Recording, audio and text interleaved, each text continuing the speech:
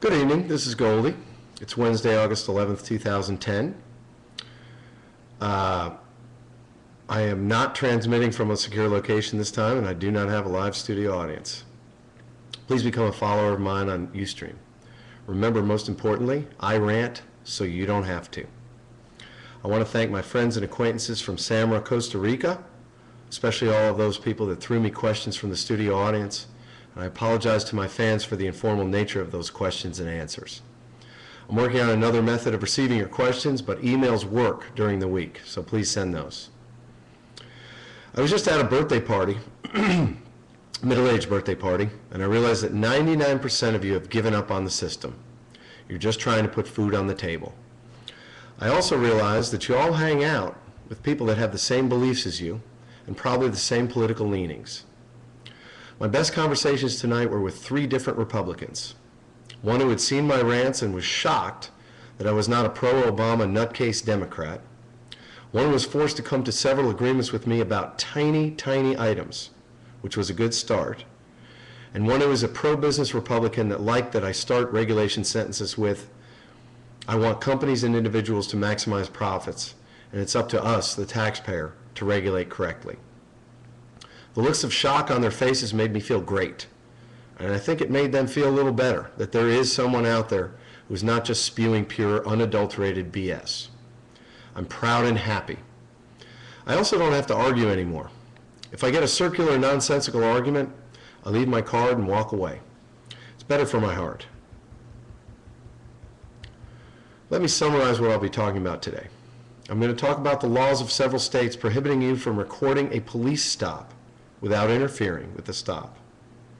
I'm going to talk about real estate in general. I'm going to talk about the mosque that is not at ground zero. I'm going to talk about immigration, the commons, and declining governmental services. And finally, I will talk about my statement that Obama is more of the same and the bias that I have in that statement. I want to point out that the closer that we get to the midterm elections, the less you will be hearing of substance from the media. All media, Democratic and Republican. The flare-up over the federal court's overturning of the California ban on gay marriage is a classic example that was also used during the 2004 John Kerry presidential defeat. You will hear more of that as we get closer to the election. There's a current Sean Hannity message, along with Michelle Bachmann of Minnesota, and that message is that any stimulus money aid to any state or local government is a payoff to Democratic Union voters. That's the current Sean message. My main topic of today is a question from a fan concerning laws regarding bystanders who record police stops. I think we may again be looking at the same regulatory structural defect that I've been claiming affects most of the major problems in the U.S. today. BP writing its own regulations, including building its own island in the Arctic to avoid offshore drilling regulations. The banking industry and GM writing the regulations regarding the economic collapse and oversight. Privatizations of the commons, tollways, and increased surveillance pushed by the vendors of the cameras. In this case, it's the representatives of the police, including its unions and the city councils, that have the liability for police beatings and other illegal activities by the police that are the subject of these private cameras, or at least the ban on these private cameras. Here's where we get into a deeper complication with privacy in general. It's not quite as simple as I've stated in the past. I've ranted that I don't want police cameras looking into my living room, and I've stated that there needs to be a sacred area of privacy inside the home where our expectation of privacy matches the actual privacy that we have.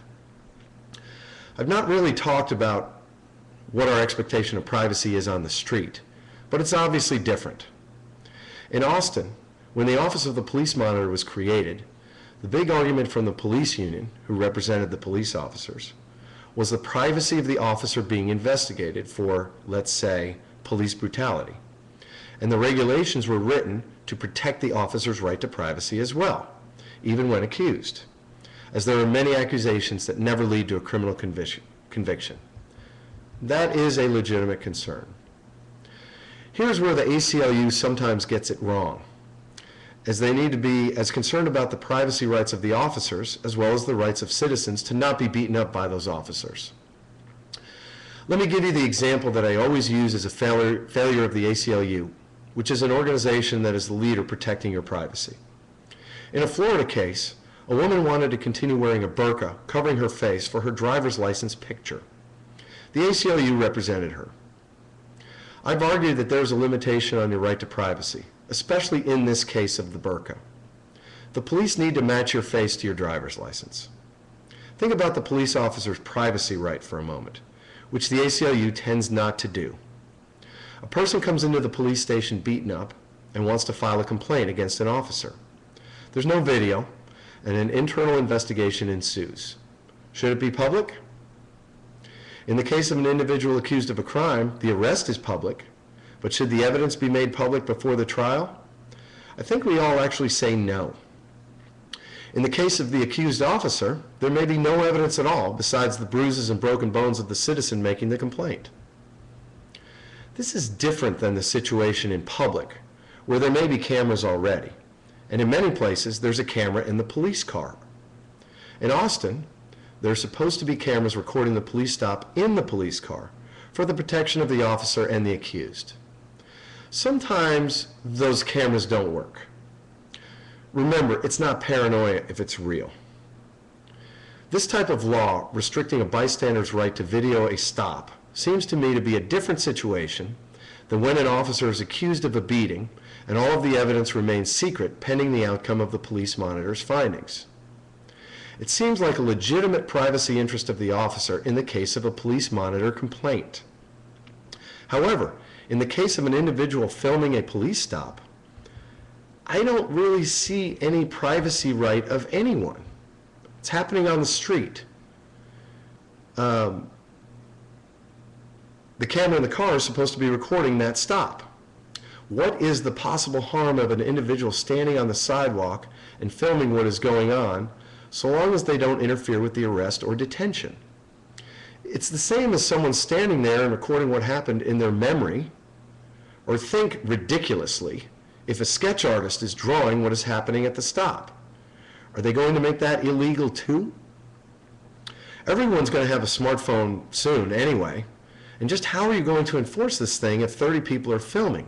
It just isn't practical.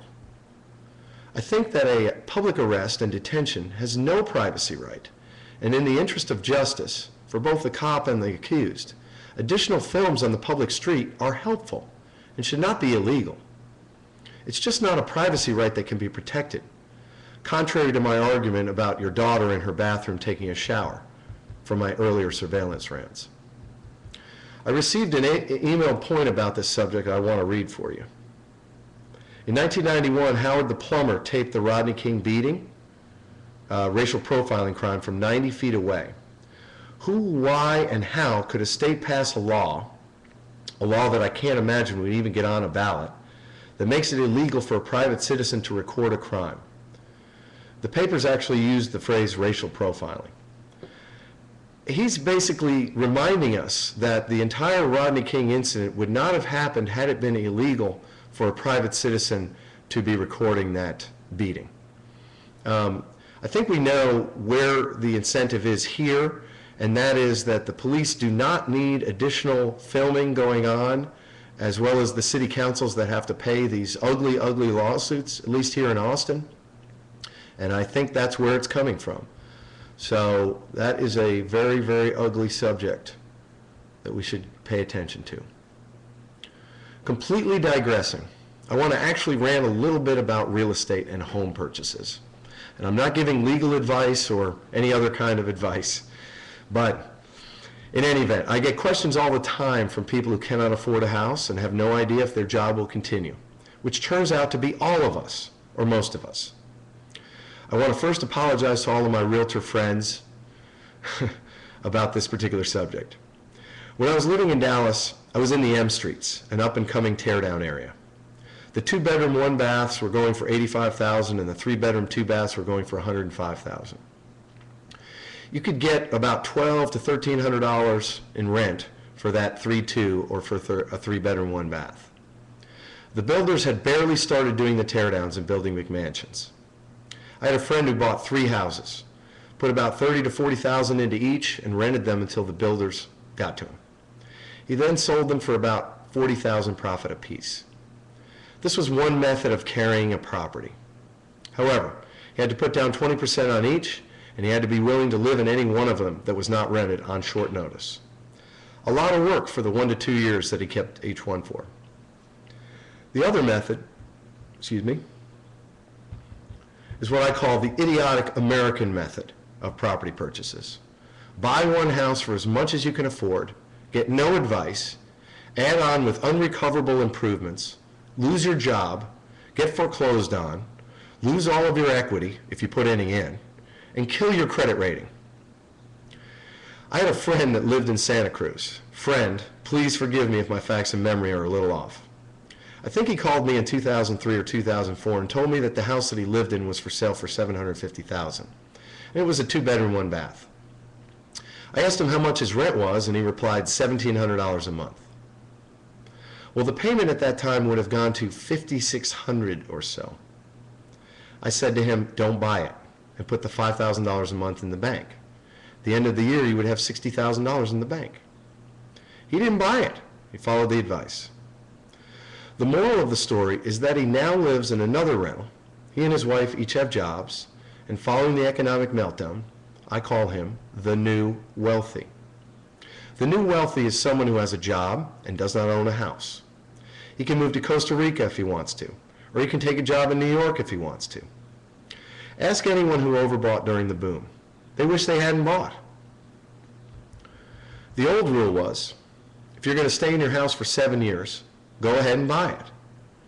In my declining standard of living rant, I talked about how in the old days, the husband could work, the wife could stay at home with the kids, and they could go on vacation, pay for college, save money, buy a house, and pay it off. In the new days, it takes 2 incomes to barely do that. I think that in the future new days, those 2 incomes will not be enough, and flexibility will be the key. Flexibility to take jobs anywhere and move. Sorry, but it's true. If you can get over the hurdles that I just mentioned and have 2 jobs that can more than pay the expenses if one of you loses your job, then there are possibilities. But they are not in Hutto, Pflugerville, Cedar Park, Mesquite, or McKinney. All communities in BFE, way, way, way out there. If you can afford to be near a downtown, East Side Austin type of downtown, or can get some type of trophy property, waterfront, water view, those offer the only options with true upside, or at least limited downside.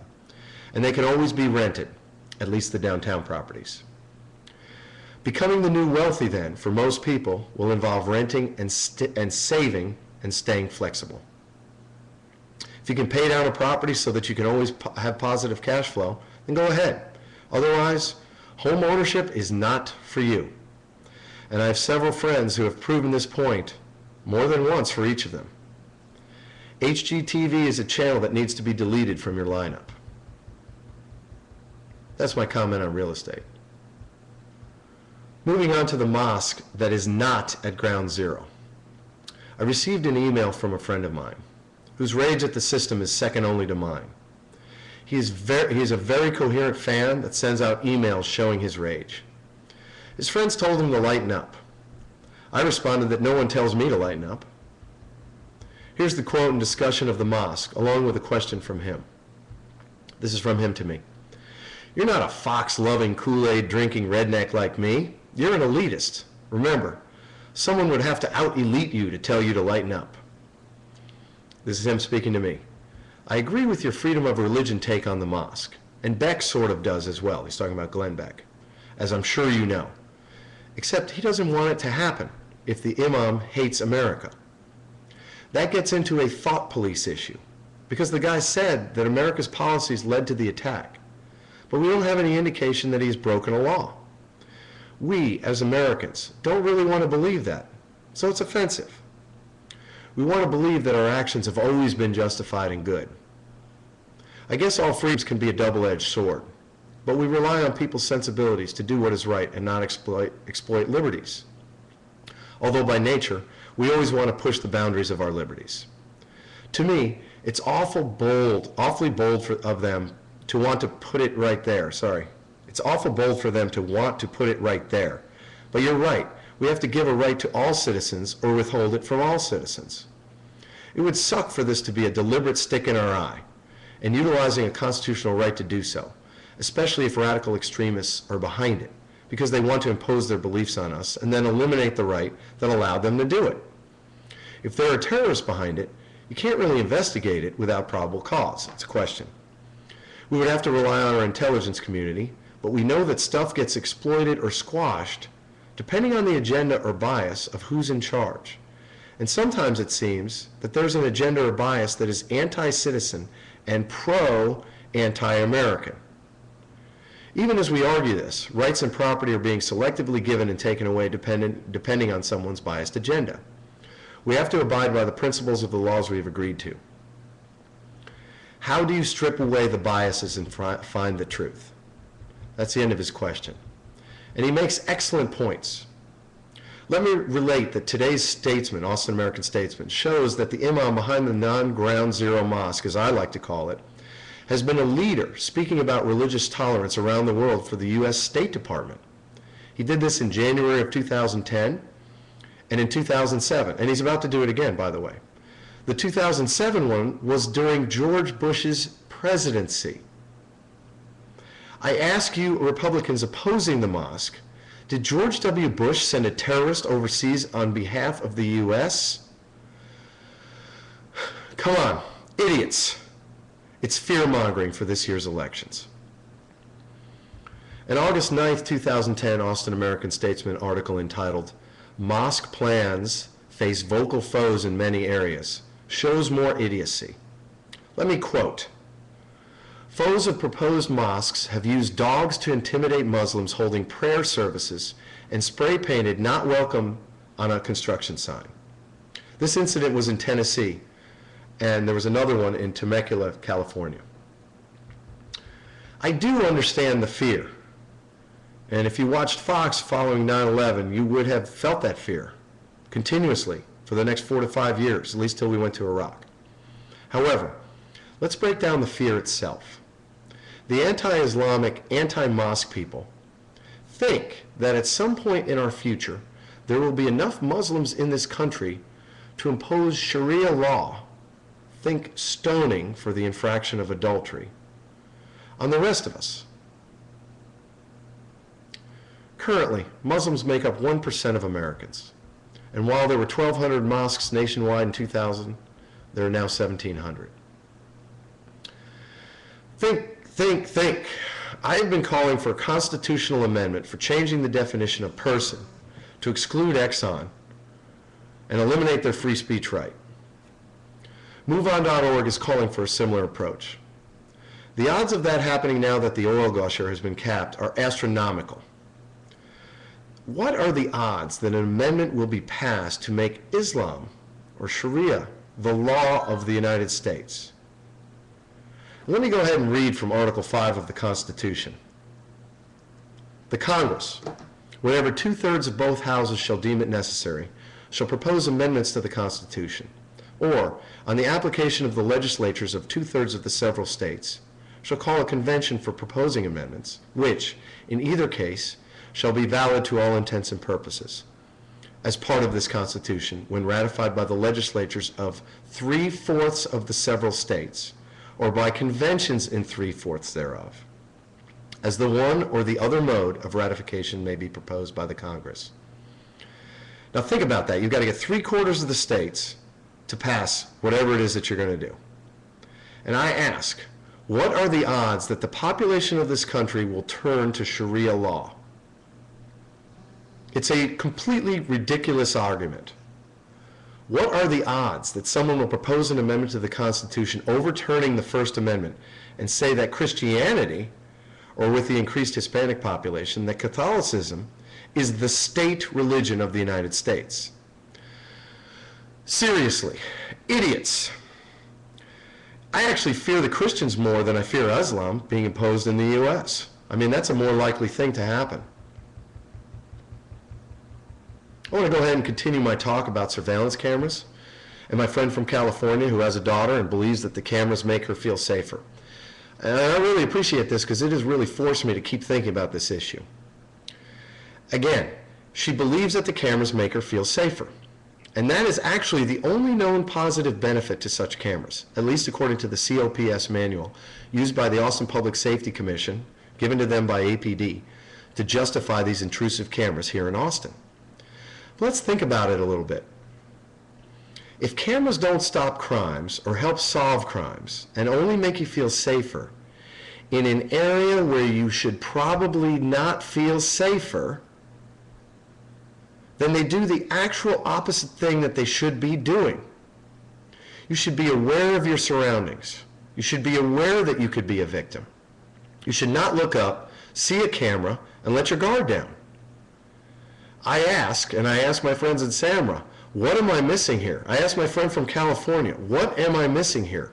It's making you feel safer, which by definition makes you less safe.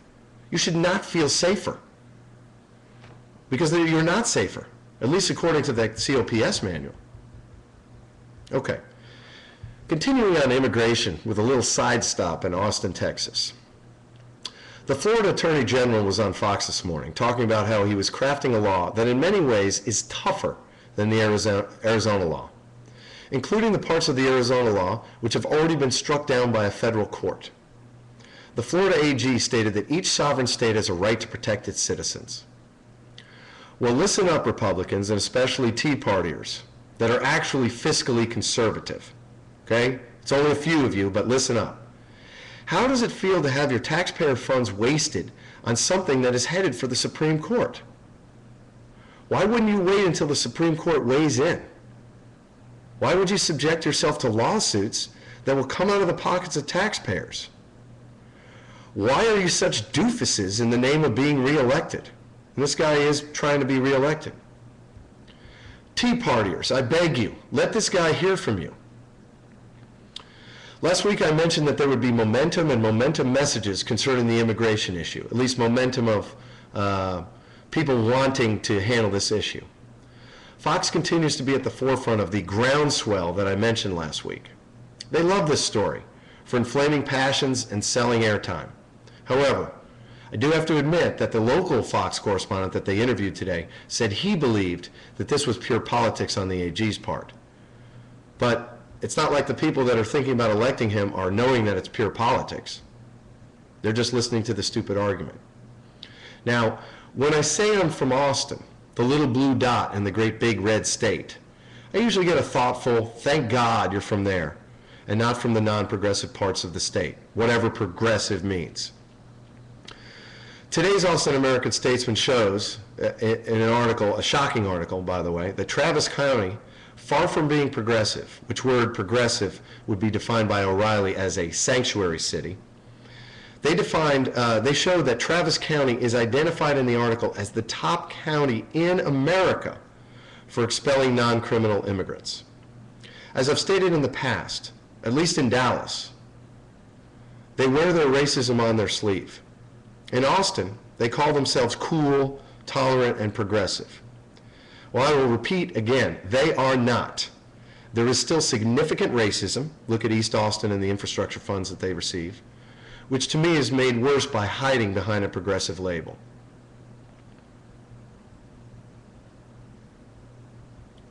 That's it for immigration for now.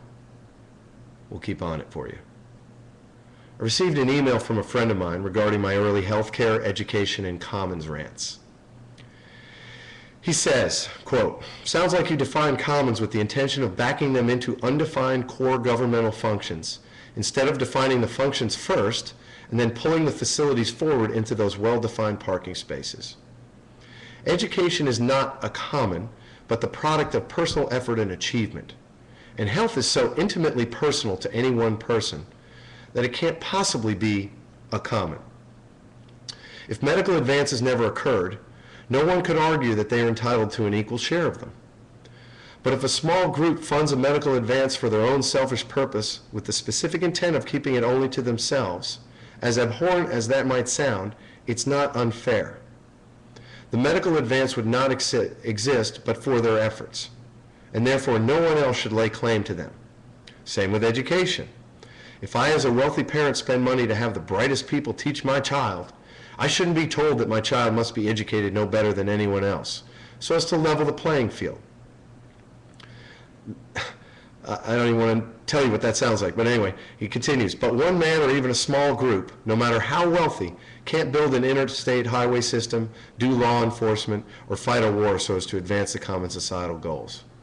Those are the core government functions that ensure free individual passage, safety, and reign within a society of individuals who really do nothing more than socially contract with each other to not get in each other's way as each individual chooses to live their own lives. I'm afraid that he's confused, and he's also oversimplified. I define commons as something that is not owned by any one individual, but is owned by all. I've expanded the definition to include the health of the nation and the education of the nation, in that there is a common interest in both of such items. Our tax and regulatory policies steer commons resources, taxpayer funds, into these commons interests. That steering of resources allows us to regulate these items, I have argued. If there were no commons resources going into these items, and they did not use the commons in a destructive manner, air, water, land, I don't care what they do. But that's not how it works. My buddy says education is not a common, but the product of personal effort and achievement. He has the concept confused. Over the history of this country, we as a people have decided that we want taxpayer funds used to educate the people. So be it. I'm surprised that I did not get the voucher argument from him, as that is where that argument appears. The argument is that vouchers should be paid to those parents that don't use the public school system to defray the cost of the private schools that these parents send the child to. I have said, and I say again, education dollars are a commons. And I'd be willing to discuss the voucher argument at any time. I'll continue thinking about it and see what I come up with. I'm actually not sure where I stand on vouchers right now. As to the health of the nation, we've decided that we want some form of universal health care, or at least our current legislators have decided that we want it. They've apparently decided that the health of the nation matters. My friend's argument that if a few people want to get together and create a medical advance only for them, they should be allowed to do that and not give it to anyone else. Well, so long as you don't use federal or state tax dollars for that medical advance, so be it. In my last healthcare rant, I stated that we were going to end up with a two-tiered system anyway, a system for the rich that gets this year's chemo, and a system for everyone else that gets 5-year-old chemo. The resources are all going to be limited. But that does not make the health of the nation not a commons. Again, we're talking about the health of the nation. If you want to have a family chemo research facility for your family, go to it. Just don't use my money to build or operate it, and don't ask for a tax exemption, and don't ask for federal funds or state funds. Texas A&M gets Defense Department funds.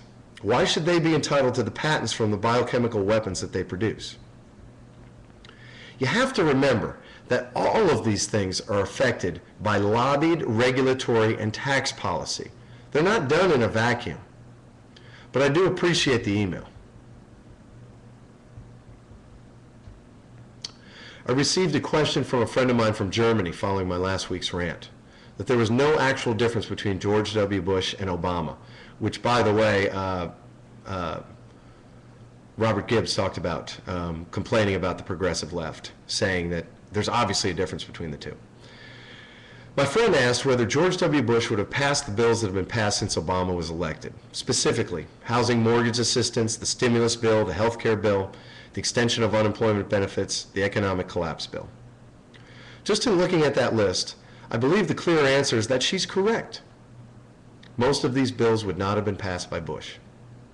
However, for the purpose of my obviously biased rants, in the case of the two wars, the drug war, the economic collapse bill, sorry about that, the stimulus under the stimulus bill, sorry.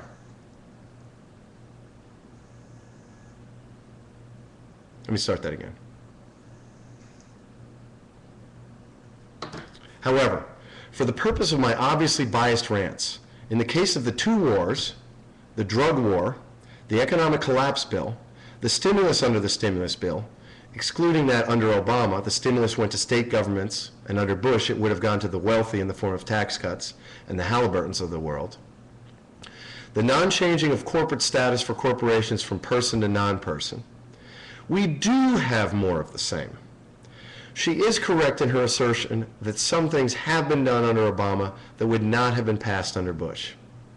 But for the purpose of my fundamental rights arguments and structural change arguments, she is wrong. Obama is more of the same.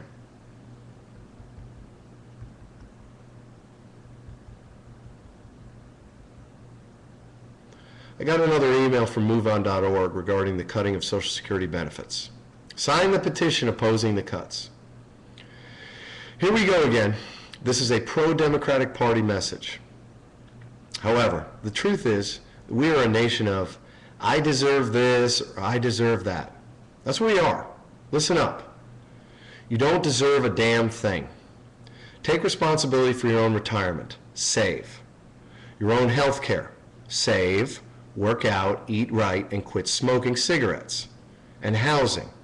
Rent or buy right, as I stated above. Don't expect anything, because there won't be anything in a few years. Just look at Greece.